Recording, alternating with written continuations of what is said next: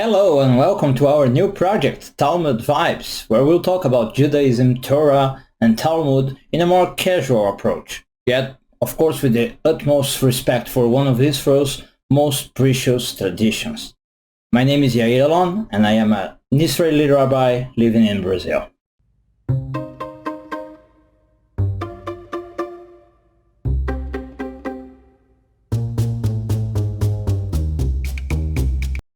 So this is the very first video of Talmud Vibes here in the channel, and this is about the building of the Jerusalem Temple, also known as Solomon Temple.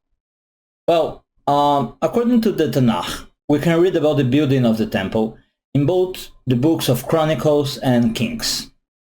They are slightly different accounts of the building, but one thing that is stated in Kings 7 is that it took about 13 years for the temple to be done, because it was such an immense project and a massive building that it took 13 years. So both in Chronicles as well as in Kings, we read about the amount of people required to do the work, the amount of resources required, and how all of it was made under the supervision of a man called Hiram, the king of Tyre. And that, by the way, if you are interested, my friends, is one of the origins of the Mason myth in Masonry, in which they have the story of Hiram. Actually, there are two Hirams and what happened to him, and they are all based on Chronicles and Kings. But we are not going to delve into it right now. This is not the focus of this video of the channel after all. So there is a very peculiar thing related to the building of the temple, which is found in Kings 6 verse 7, if you want to check. The text states that only finished stones cut at the quarry could be used in the building, so that no hammer or axe or any iron or metal tool was actually heard in the house of God while it was being built. Well, that's kind of a difficult thing, right? Because if you're going to build a temple, you're definitely going to need metal tools, right? So the first question that we have here, and that our sages ask, is, why can't there be any metal tools in the temple? Where does this prohibition come from? It is not stated anywhere in Chronicles or Kings. So actually we can find parallels of this requirement in Exodus. For example, there it says that iron is a metal connected to violence, right? Because you use iron to make weapons, like swords. So you would not want to associate the house of Hashem, the house of God, with this metal that causes violence. And this is one of the readings that our sages give for why this prohibition is in place. Then the second question, I suppose, that immediately comes up is then, how was this law fulfilled? I mean, if I cannot use a hammer, if I cannot use an axe, or I cannot use such devices, how can I build a temple at all? How can I cut the stones? And this is an explanation that actually the Talmud also comes and brings to us. So actually the answer to that comes from a Talmud tractate called Gittin. Essentially, Gittin is talking about divorce laws. But if you know the Talmud, rabbis talk about any kind of matter. They are discussing and arguing about all topics, every kind of topics. And one of the topics discussed in Gittin is the temple. So the sages ask this question that I told you. How was the temple built if you couldn't use any iron? And there is a story told in Gittin that I want to share with you. So actually what happens is there is a connection of the temple with a demon. Yeah, I'm not kidding. And this demon happens to be Ashmedai, and one of the most powerful demons in Jewish lore. And Solomon, when he's building the temple, he is known to be a man that could rule over the demons, and he could this way obtain information from the demons. So tradition tells us how Solomon goes to Ashmedai and he makes a kind of trap to Ashmedai to get information from him. And one of the pieces of information that Solomon gets to know from Ashmedai is precisely how he could cut stones without using iron tools. And what Ashmedai gets to tell Solomon is that there is actually a worm called Shamir, and that this worm Shamir is a stone-eating worm, let's call it like this.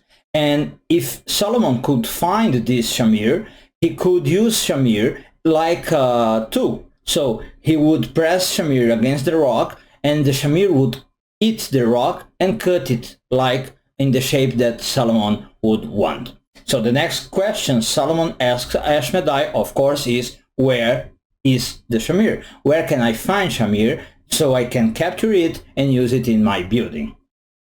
So the Talmud doesn't tell us what is Ashmedai's answer, unfortunately. So today we are not very sure about whether the Shamir really exists or not and where it can be found. The Talmud really focuses on how Solomon traps the demon Ashmedai, as I told you. So it tells more or less how Solomon goes like with a shopping list, with a rooster and with wine, and then he offers that to Ashmedai in large amounts. So Ashmedai is a little bit drunk, and under the effects of wine, then he tells Solomon about the Shamir.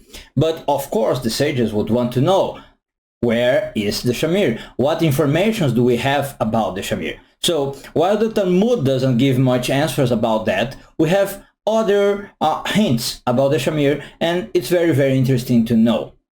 So there is this very famous book, almost as famous as the Talmud. This book is called Pirkei Avot. Some translate it as the Ethics of the Fathers. And there the sages tell us that there are actually 10 things that were created before any other thing was created. On the eve of the first Shabbat, on the twilight of the Shabbat, and one of these things, actually the seventh thing, is the Shamir itself.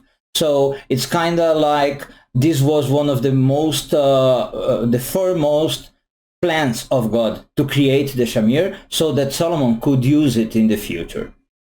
So there are some commentators that say that the Shamir is also mentioned in the book of Yeshayahu. So in English is Isaiah. I think that's the pronunciation. And there is a sad piece of information to give you. In Mishnah Sotah, chapter 9:2, it is said that after the temple was destroyed, some things were lost from the world. One of them is the Urim Vetumim, so the stones that the priest used in his chest, and another thing was the Shamir. It was completely eliminated from the world, and maybe we could know where it was in the past, but nowadays it's impossible to recover or to retrieve the exact information about the Shamir and to come back to use it for our purposes. And maybe there is one other thing that I'd like to mention that I think is very, very interesting to know. This was not the first time the Shamir was used in history. So it was not first used in history by Solomon to build the temple. Before Solomon, Moses had used the Shamir to cut the tablet of stones, in which he would inscribe the 10 commandments from God at Mount Sinai. The only big difference here is that in the case of Moses, we don't know how he knew about the Shamir. Maybe he learned that as a secret when he was raised in Egypt like a prince there in the court of the Pharaoh.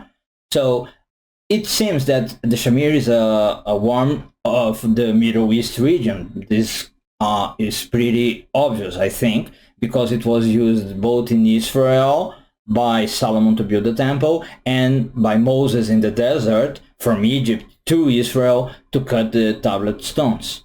Anyway, this is one of the secrets of the Talmud. I would say one of the many, many secrets of the Talmud, and one of the many, many secrets that I would like to explore in this series of videos that we are just beginning to explore. So please, if you like this video, don't forget to like it by clicking the thumbs up button. Comment it so I can know if I can improve something about this video, and don't forget to subscribe. Okay, also share this link with your friends so we can reach a wider audience, and I hope we can see you next time on the next video next Sunday, where we will talk about Enoch. Thank you very much for your audience, and be safe. All the best.